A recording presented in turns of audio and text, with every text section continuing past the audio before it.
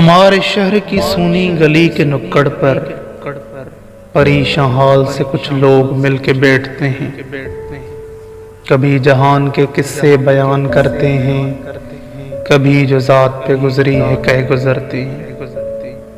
کہیں سے آیا ہوا خوش بیان قصہ وہ، بسط خلوص و محبت کل ان کا مہمان تھا۔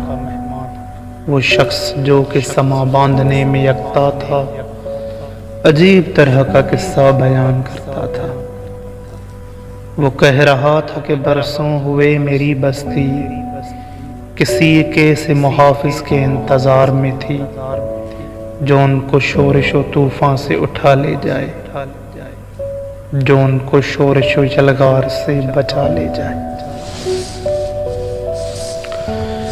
اسی ہجوم کے باعقل و باحوث کچھ لوگ جو سربراہ حکومت کے دستے راست بھی تھے، نہ جانے کون سی دنیا کے کیمیاگر سے عجیب طرح کا نسخہ خرید کر لائے۔ یہ فیصلہ ہوا ہم دیو ایک بنائیں گے، ہزار طرح کے ہتھیار سے سجائیں گے، پھر اس کو ملک کی سرحد پہ ہم بٹھائیں گے اور اپنی طاقت و تقدیر آزمائیں گے۔ غریب و سادہ و معصوم اس رعایا نے بچا کے آڑے دنوں کے لیے جو سینتا تھا، چھپا کے چولہے کی مٹی میں جو بگاڑا تھا، بپا سے خاطر سرکار سبھی دے ڈالا۔ وہ پاسبان حکومت و دیوگر افراد قدم قدم پہ تراکیب وضع کرنے لگے۔ وہ نسخہائے ہنر مشتہر ہوئے کہ پناہ، وہ شعبدے نظر آئے کہ دل دہلنے لگے۔ پھر آخر ایک دن ایسا بھی شہر میں آیا، وہ دیو شہر کی گلیوں میں گھومنے نکلا۔ حد نگاہ تلک اس کا ساز و سامان تھا، چمک دمک تھی کچھ ایسی کہ ہر ایک حیران تھا۔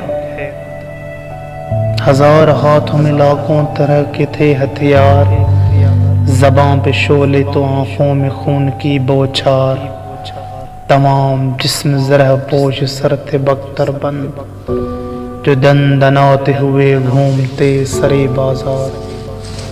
تمام شہر اکٹھا تھا دیکھنے کے لیے، وہ دیو اپنے ہزاروں قدم اٹھاتے ہوئے ٹہل رہا تھا کچھ اس شان سے کہ سارے لوگ لرز کے دیکھ رہے تھے نظر بچاتے ہوئے۔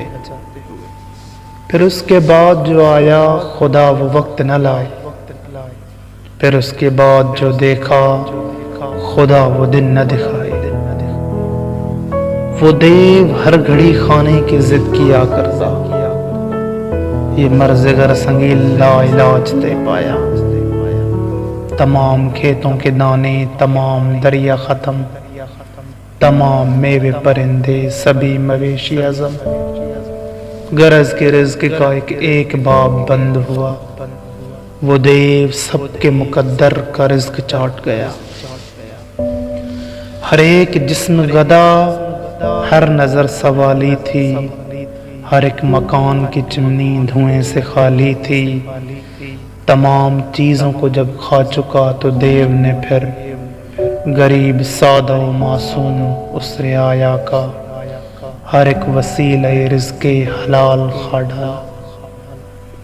بجائے فصل کے مٹی سے آگ اگتی تھی، کسان اپنا ہی کنبہ زمین میں بوتا تھا، تپش سے بھوک کی پگھلا ہوا تھا سارا بدن، لوہار اپنی ہی بھٹی میں آپ جلتا تھا۔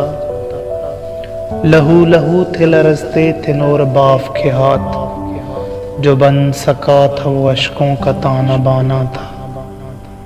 کمہار چاک پہ بیٹھا ہوا تھا خالی ہاتھ، ہوا میں اڑتی ہوئی خاک تکتا رہتا تھا۔ یہاں پہنچ کے ذرا قصہ گو خاموش ہوا، تمام حلقہ بگوشوں پہ خوف طاری تھا۔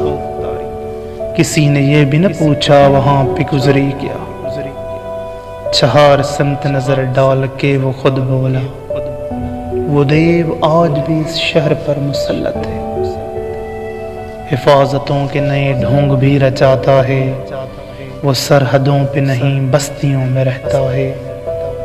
سنا تو یہ ہے کہ اب شہریوں کو کھاتا ہے، وہ سادہ لوہ پریشان نظر وہ خستہ حال، یہ سوچتے ہیں کہ افریت کس طرح جائے۔